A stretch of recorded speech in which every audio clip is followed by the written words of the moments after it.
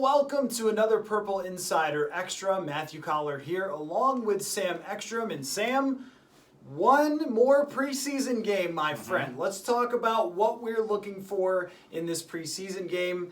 I'm going to start off with the first team offense. No, it doesn't really matter if the first team offense is great or struggles, and Kirk Cousins made that pretty clear. He said even without a first team offense in the preseason last year, because there wasn't a preseason, they scored on their first drive of the regular season against Green Bay. Now, I did think last year the offense got off to a pretty slow start, so you want to see them do better than worse. You want to see the offensive line gel and look pretty good against Kansas City. But I think whatever the first team offense does, the most important thing is that nobody else gets hurt. Adam Thielen is not playing. Mike Zimmer made that clear. Also, I would not expect Justin Jefferson to play. He has been practicing the last couple of days, which is good news for the first team offense when the season starts. But those guys are not going to be out there. So first team offense, maybe do we see something from a receiver like KJ Osborne or Amir Smith-Marset? Maybe you'll get into that. But I think in the overall with the first team offense, it's get out of it without any injuries and maybe score a touchdown, and that's fine. We'll be watching for really just how much they play and if everybody comes out unscathed. Yeah, I mean, Kirk Cousins has made a couple of valid points that it is hard to rebound when you're only getting one or two drives in a game. So you can't get a full 4 quarters sample size to really judge your performance. But I think there are some legitimate concerns. One, they're not starting quickly. Two, they haven't looked good in practice either, at least to my eye. There have not been a lot of explosive plays. The protection hasn't been as good. And even though it was pretty good in the game, I don't think I've seen a pattern that suggests this offense is in a great spot right now with a lot of its playmakers not participating. You know, Thielen's been a little banged up with that thigh. Jefferson has missed time for a couple weeks. Dalvin Cook, was slow to get going in this training camp because they just take it really easily with him. But the point is, and Kirk kind of laughed this off during his press conference, that that's a nice challenge to try to score with the backups. But that could be legitimate in the regular season. You might be in that position.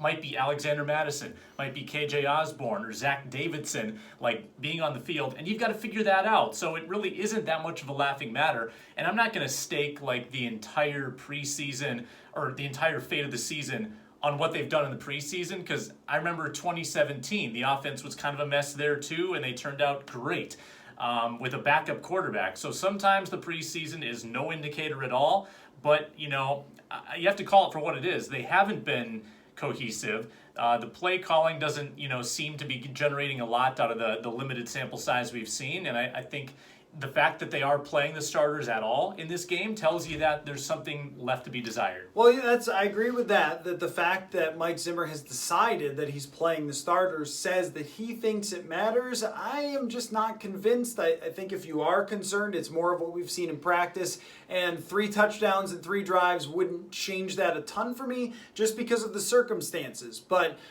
do you want to see them look better than worse, especially with some players in there who might be depth players playing against first-team defense from Kansas City?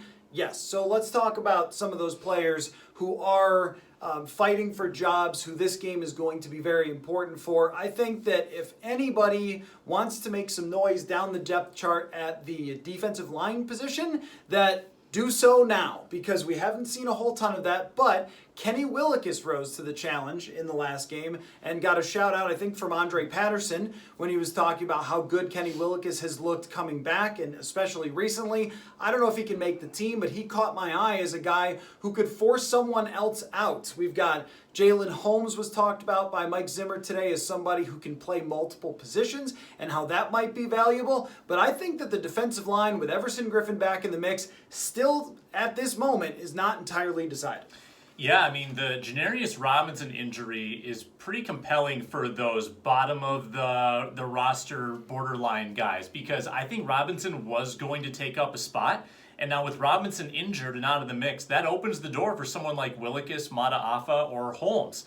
Linebacker, I'm looking at too. At our last 53-man projection, I was struggling to find 6, and now I'm wondering if 6 is enough, just because, Chaz Surratt made a great play on special teams, and he's looked a little better. Troy Dye had a pick 6 and got a lot of love from the coaches. Apparently Blake Lynch played his best game ever against the Colts. And, Ryan Connolly is a veteran. So even with Cameron Smith's retirement, they still have sort of a lot of average options to choose from at linebacker that are ascending a little bit here at the end of the camp, which they've been looking for out of that group. And I know a lot of it's going to come down to special teams because those guys may not be contributing on the field on defense. But hey, with Anthony Barr hurt, they could be plumbing the depths of that group a little bit more. So is Blake Lynch going to be a week 1 starter in the base? Maybe. Might be. We don't know yet. So I think that third preseason game will count a lot. And even if they do have a practice or two before the official cut day, this really is the last chance for these coaches to get a good evaluation of these guys. Kellen Mond, Jake Browning. I assume Jake Browning will be the backup quarterback once again for this game, and then Kellen Mond will come in, take us the rest of the way. Maybe we'll get a little peek of Nate Stanley as well. I'm not sure that he's ever really been in this competition for backup quarterback, but I think this third preseason game might determine whether they look at the cut list from everybody else with backup quarterbacks. Now, I'll bring up one name that I noticed. C.J. Beathard from the Jacksonville Jaguars has had a very good preseason. He won a game last year for San Francisco in which he played pretty well. Similar offense, the play actions, the wide zone, all that sort of stuff, that there will be opportunities to bring in a veteran backup quarterback. So can Jake Browning and Kellen Mond say, nope, you don't have to, because we just got it all together and dominated this third preseason game, and you can believe in us? Yeah, Mike Zimmer referenced the monetary situation as maybe a hindrance to acquiring one. I don't know if he meant money or if he meant draft picks, but I don't think CJ Beathard is going to cost you a whole lot of money, like if that's the route you go. And, with Trevor Lawrence winning the job, hey, maybe Gardner Minshew is available too. I don't know about that. But it seems to me like they need someone. Because at this juncture, you're throwing away your season if Kirk Cousins gets hurt, I think. From what I've seen in these games, Jake Browning just isn't quite ready. And even in practice, even though he knows the offense, he's able to read the defense okay. I just don't know if he has the arm talent for it. And Kellen Mond has struggled very mightily all preseason and all practice as well. So I think there's legitimate reason to be concerned, and there probably will be options out there that you can bring in that just have a little more seasoning. I certainly wouldn't doubt if that were the case, and that would probably mean goodbye Browning, because Mond will be staying on this roster. Oh, yeah, sure. A third-round pick is not going anywhere, but I'm not sure that he's ready if Kirk Cousins were to go down for him to be able to play a couple of games when he's been QB3 throughout this entire time. It just doesn't seem like it's very possible for him to handle that right now. So as we look at the other positions, Sam, is there any other spot that you look at and say, this is on the line for this game? I have one, but I wonder if you're thinking along the same way. All right, let me go through it. So cornerback, I feel like, is set for the starters. I feel like offensive line is set now. I think Udo's won that job. I think Wanham has probably won the job too at defensive end. I can't, if I'm forgetting, let me know, but I can't think of a starting spot that's up for grabs in this game. But trick question. All right. It's the kicker. Oh, Greg Joseph nice. has to make his kicks, because in practice he went 7 for 11 the other day. He has not looked very good at any point in practice from the long kicks, and then he missed 51 in the game the other night. And there will be, just like there will be backup quarterbacks, as there are every year, there will be kickers who are around. I think that Britton Colquitt probably keeps his job as the punter because everyone likes him as the holder and he's a veteran. And they tried the thing where they brought in an unproven punter and then he outkicked the coverage for a whole season and couldn't hold. So I don't think they want that. But I do think that Greg Joseph is kicking for his life here. If they kick 3 or 4 field goals and he goes 2 for 4, then I think that they probably will look another direction because they've never really seemed sold on this kicking situation even from the very beginning. And a lot of times, as we saw from Dan Bailey maybe, 2-3 years ago, someone's going to get cut who's a veteran, who's good. No one usually, outside of the Corey Vedvik thing, is trading for kickers at this point.